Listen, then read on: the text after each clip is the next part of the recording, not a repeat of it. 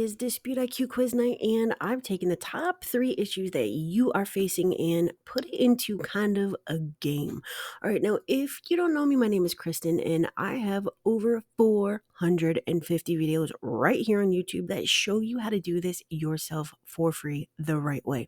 Now, for some people, this just isn't their thing, and maybe they just want to have it done the right way. Well, whatever the reason is, if you need additional help and you want to see if I can raise your credit score, then you can use the link also in pink on the screen in the description as well as in the comments, and I will see if I can help you. All right, so let's jump right into this. All right, so here are the categories. We have yes or no, true or false, multiple choice, fill in the blanks, enumeration, and we also have a bonus question. Now, make sure you watch this until the end because I promise you there's stuff here that you don't know. And that's okay. That's why I create these videos. All right, so let's start with the easy stuff. This is round one.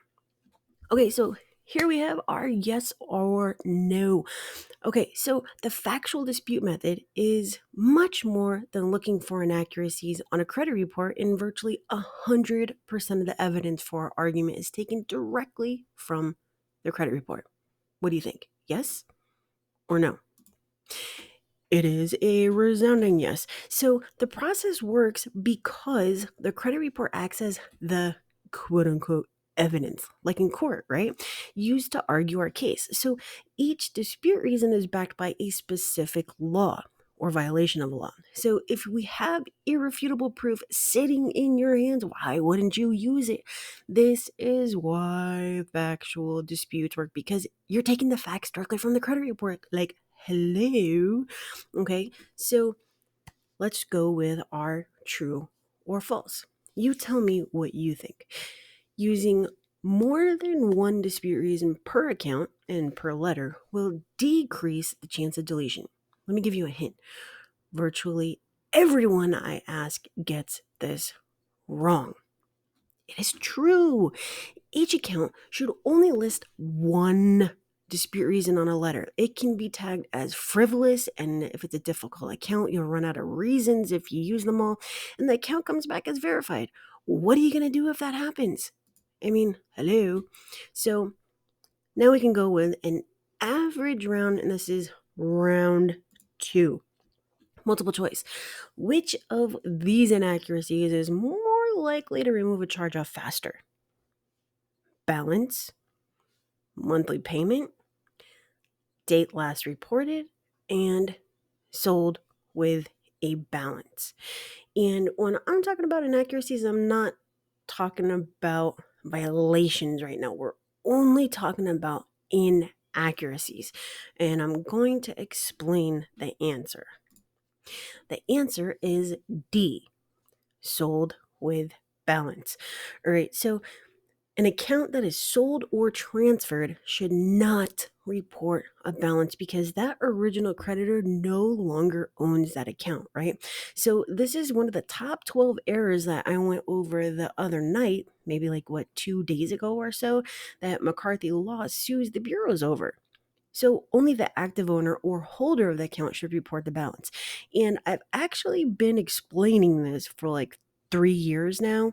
It used to be with screenshots from Credit Check Total, but if you go back, you're going to find these and you'll learn everything that you need to know about this. But that is the skinny of it. Now, if you take that a step further, an account that is sold or transferred should not have a balance. It shouldn't have a past due. It shouldn't have a monthly payment because they don't own the damn thing anymore. Okay. So that is, out of these, the one that is going to get the account off faster.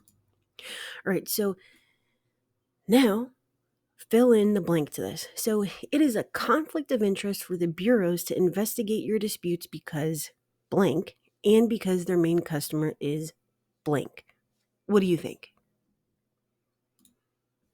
So here is the full answer. It's a conflict of interest for the credit bureaus to investigate your disputes because 1, they write the reporting algorithms, 2, they own the Metro 2 system, 3, they profit substantially more from inaccurate data and more data. And four, because their main customer is the creditor. Okay, so let's just break this down really, really quick. They write the reporting algorithms and they own the Metro 2 system. So now I don't want to get all convoluted with this. I want to stay on topic, but just so you know, the FCRA states that the reasons for deletion should be inaccurate, incomplete, or unverifiable, right? Now, the bureaus created, they own, they maintain, they train, they all that stuff, the Metro 2 system, right? Now, the Metro 2 only states inaccurate. So that's the first thing. So anything that you're disputing needs to fall into the category most of the time, unless you're dealing with something like medical or identity theft, inaccurate. Inaccurate. That's why you'll see my reasons state a lot of the time delete for inaccuracy or stop reporting for inaccuracy. Okay. Now, the next part, they profit substantially more from inaccurate data. So here's the thing. You've heard me explain this before, but the bureaus are in the data business. They obtain, maintain, and sell your information, right? So the more information they have on you, the more likely it is to be inaccurate. And the more inaccurate it is, normally the lower your score is going to be because they're dealing with much, much more information. I mean, it's just kind of straightforward, right? Now, when you go and you dispute and remove these inaccuracies, your credit score can go up, which means that it's going to be less expensive, which means that they are going to profit less from the creditors because the creditors have they want to get information that is more likely to make them more money, right? So a 26% interest rate versus a 0% or 6% interest rate. And that's why the bureaus are going to sell it for more money, okay? So it's a conflict of interest for them because they want to keep your information inaccurate. They want to keep the money in their pocket. They want to make sure that they can reject you, they can deny you, they can, frustrate you, they can get you to stop disputing because it's going to cost them money. Now, number four, because their main customer is the creditor, it is not you. So it is in the best interest of their main customer, the creditor, to keep this information on your credit report and not to help you. Okay, so that's why I broke this down into 4 sections because there's so much to it. Okay, there can be like 7 hours that I could sit here and talk to you about this. All right, round 3. Now, this is the difficult round. It might sound simple, but it's not. Let's get to it. All right, so enumeration. Out of all dispute reasons barring blatant inaccuracies and violations, what are the strongest dispute reasons to remove virtually any account? Just think about that for a moment. So we're not looking at, blatant inaccuracy. So that means that things that just don't jump off the page and say, oh my God, this is like 3 different balances. Okay. So if you're thinking about the pyramid method or the evolution line method or the hierarchy, then you're going to know the answer to this. It is date last active, date last paid, payment history, and notice of dispute. So these 4 account elements are the strongest reasons for the removal of an account if the data taken from the credit report supports this as true. Because remember, if it's not on the report, we're not going to use it because it's kind of like an attorney going to court and trying to argue a case if they don't have any evidence. There's nothing to back up what they're saying.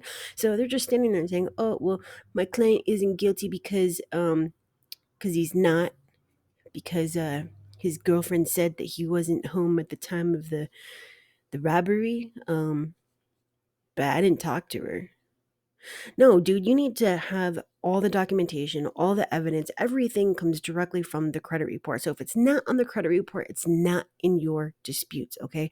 Because remember, when we are saying that the date last active is inaccurate and they need to stop reporting the account because of this, you need to be able to state that, hey, experience says this, Equifax says this, and TransUnion says this. Obviously, there's a 4-year difference between this one, and this one, and so therefore the account needs to be removed, because remember, the date last active, if that date is re-aged, now it's going to be 7.5 years after that new date, which means that it's not going to fall off in 3 months. It's going to fall off 7.5 years from now. So this date is imperative to the reporting of the account. And then date last paid goes right under this. There's actually a video that breaks this down visually. I can't remember the name of it, but I think it has in the title of the video here on YouTube. It says something about the domino effect for credit sweeps or something like that. But anyways, if you just use the magnifying glass on my main page and put the word domino or the phrase domino effect in, you are going to find it, but it breaks it down so it's just easily understood, like Sesame Street simple. Okay, now payment history, it goes date last active, date last paid, and payment history, because if you're doing it backwards, the one basically affects the other. And I mean, your entire account can be screwed up. Your whole reporting of everything can be screwed up if just one of these is wrong, right? So with payment history, you can go after the first date of delinquency. You can go after the fact that the bureaus don't report the same late payment. You can go after the activity after the close date for a charge off, and there shouldn't be activity after the close date because obviously the account is closed. I mean, so on and so forth, because the payment history is going to stipulate when the date last paid is, and the date last paid is going to stipulate when the date last active is. Okay, so that's what I mean by the domino effect. And then notice of dispute, it is required to be there pursuant to Section 623 within 30 days from the date that they receive your first dispute. If it is not on there, then they need to remove the account. So if you're using the evolution line method, then you are going to circle back, right? And you can use notice a dispute on round 3. You can use evolution line on round 4. I mean, there's so many things that you can do when you know how to use these things and what they mean, okay? So that's what I'm talking about if the data taken from the credit report supports this as true. All right, so here is the bonus question. What's the best way to remove, that's supposed to say move, not remove, forward when the bureaus verify, reject, deny, stall, scare, or otherwise try to stop you? Now, the answer to this is really, really simple, but the reason I put this on here is very simply because I have people who comment on my videos, who ask me on phone calls, who send me emails, who I've even gotten a question in the mail before, like by someone I didn't even know had my business address. But anywho, there's so many of you that are stuck on this when the answer to this is so simple. Like, what do you do when you send a dispute in and Experian says that they're no longer going to reinvestigate unless you have documentation from the creditor or from the court or whatever? You send in a new dispute. That is the beauty of the factual dispute method, because again, everything is taken directly from the credit report.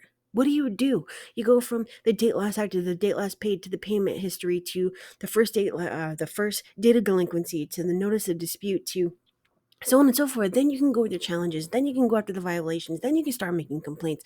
Then you can use the evolution line method. Then you can use the dispute funnel. Then you can set up the follow-up. I mean, there's so many different things that you can do, and it all has to do with the information directly on your credit report, right? We're not pulling things out of a hat and saying, oh, well, because we used this that last round, now we're going to send this, and oh, well, maybe they're going to do it because of that. No, it is it's scientific. Like, you're literally dealing with like formulas on how to write these things and where you're taking the information from. There's no guesswork to this. But if you don't know the formula and you don't know the breakdown and you don't know how to do this, then it's not going to work for you. You can't just say, well, this is a charge off, so there shouldn't be a balance. I hear so many people say that, like, where did you get this information from? I know it's not from me, because I would never say that. If the account is not paid. There's going to be a balance on it unless number one, it was sold or transferred, number two, it was paid or settled, or number three, you were issued a 1099-C. Okay, go back to my last video on the top 12 errors from McCarthy Law. Okay, so, anywho, no matter what they reply with, unless they, stop reporting the negative information, you use a new and relevant dispute reason based on the facts. If they send a stall tactic like you didn't send in your documentation, send in your documentation, meaning your identification, your letter, and a new dispute reason. If they say that, they're no longer going to reinvestigate unless there's something from the court or creditor or new and relevant information, guess what a new dispute reason is? It is new and relevant information. If they say that the account is verified, you're going to go down the line, down the hierarchy, down the pyramid method, down the evolution line, and you're going to choose new and relevant information that is going to be the next best thing to remove the account. This is very, very, very simple. But like I said, if you don't follow it, you're not going to have it work for you. Okay. So I hope this makes sense, but if you need proof, this one is from this evening. I actually have a broker that has multiple clients that I'm working on their files. A broker just means that they are the person between myself and their clients, and it's a great way to basically not have to be the service provider and make whatever you want and me do the work and you basically benefit. But anyways, that's what a broker is. And you can always send me an email about that if you're interested. But anywho, I have a broker who has a client that has been, really, really, really wanting to remove a lot of stuff from their credit report. As you can see, they started in the 400s when they signed up with me, and I put in so much time on this dude's file, like you have no idea. Anywho, on Equifax, he went up 151 points. As of this evening, on Experian, he went up 148 points. And on TransUnion, he went up 156 points. Okay, so does this work? Yes, it works. Do all clients get results like this? Hell no. Dude, if it were as simple as sending in a couple of rounds and getting a 151 point increase, like, don't you think everybody would do it? There wouldn't be 68 million people with bad credit, right? I'm just showing you that while these results are not typical, if, for people in the 400s that actually have positive credit that get their negative credit removed, then yes, it can be typical. But anywho, that's not the point.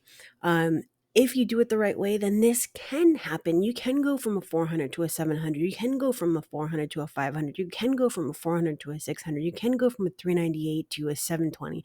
You can get whatever you want to with your score and with your credit and with your finances, but you have to get there the right way. If you don't get there the right way, then you're not going to get there.